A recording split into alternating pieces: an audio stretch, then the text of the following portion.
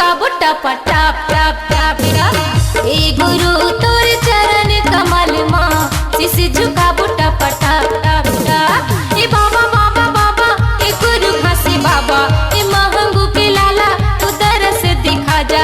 ए बाबा बाबा बाबा ए गुरु घासी बाबा ए महंगू के लाला तू तरस दिखा जा। ए गुरु तोर चरण कमल शीश झुका बुट्टा पटाप टाप टाप टाप। ए गुरु तोर चरण कमल माँ शीश झुका बुट्टा पटाप टाप टाप।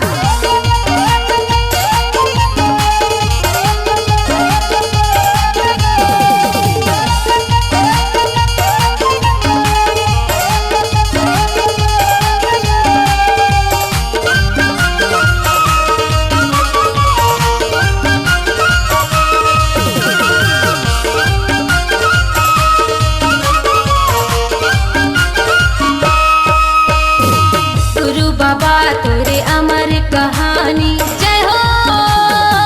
गुरु बाबा तोरे अमर कहानी जपत है सगरो नर नारी। जय जयकार होवे तोरे बाबा लहरावत है सादा निशानी। हे सत्य के खोजैया पराओ तोरी पैया हे ज्ञान के देवैया हे बिगड़ी बनैया। हे सत्य के खोजैया पराओ तोरी पैया हे ज्ञान के देवैया हे बिगड़ी बनैया।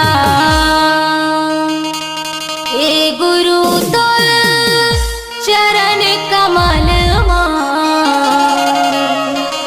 शीश झुका बुट्टा पटाप टाप टाप टाप। हे गुरु तोर चरण कमल माँ शीश झुका बुट्टा पटाप टाप टाप।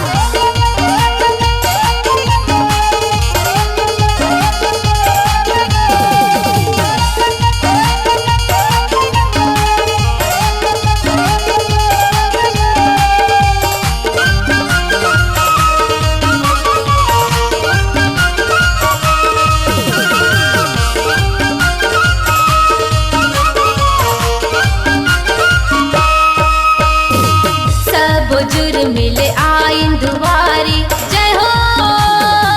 सब बुजुर्ग मिले आइन दुआरी किरण भारती तोरे पुजारी।